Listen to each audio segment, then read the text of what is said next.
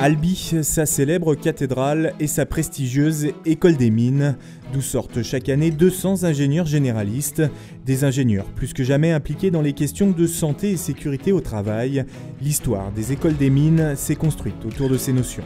Depuis des décennies, je devrais dire peut-être des siècles, les écoles des mines forment des cadres pour l'industrie, pour des entreprises dans lesquelles les questions de sûreté, sécurité sont particulièrement sensibles.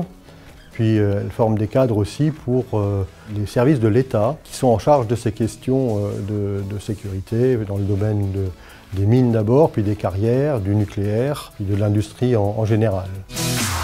C'est d'abord dans son fonctionnement que l'école intègre ces questions de SST. Un conseiller en prévention veille sur le personnel et les locaux de l'école.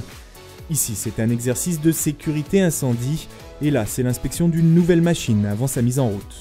L'école donc se doit de fonctionner en sécurité pour son personnel et les élèves. Et on a donc mis en place un petit collège hygiène-sécurité pour faire avancer tous ces points-là. Donc dans le CHSCT, on a justement un élève qui vient aussi assister, qui nous apporte des informations. On donne dans le cadre, ça c'est le cadre beaucoup plus large du développement durable, donc on donne à nos élèves cette démarche qu'ils l'aient en tête c'est pour les générations futures. Ça va de la sécurité jusqu'aux procédés aussi qui sont durables. En parallèle, les étudiants reçoivent un enseignement complet dans leur cursus de formation sur la responsabilité sociale des entreprises. Stages, ateliers, travaux pratiques et depuis 2014, un MOOC intitulé Impact, suivi par tous les élèves ingénieurs de première année. Nous essayons d'aborder les trois éléments fondamentaux pour pouvoir faire un management en toute sécurité. Donc d'une part, le référentiel BEST, d'une autre part, la connaissance des entreprises, mais aussi la capacité à analyser le travail, mais aussi au niveau de la posture managériale, puisque aujourd'hui la société est en attente d'une amélioration, notamment en termes de qualité de vie au travail.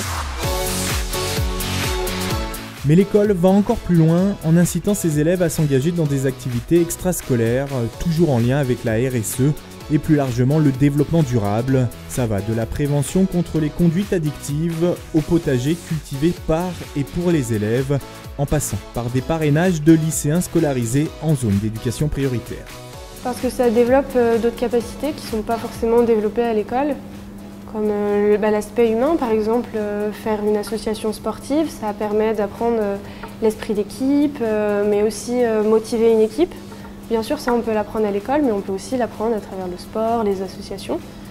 Et puis ça nous apprend aussi à parler avec d'autres types de personnes, des personnes qu'on n'a pas forcément l'habitude de rencontrer dans le cadre scolaire ou professionnel.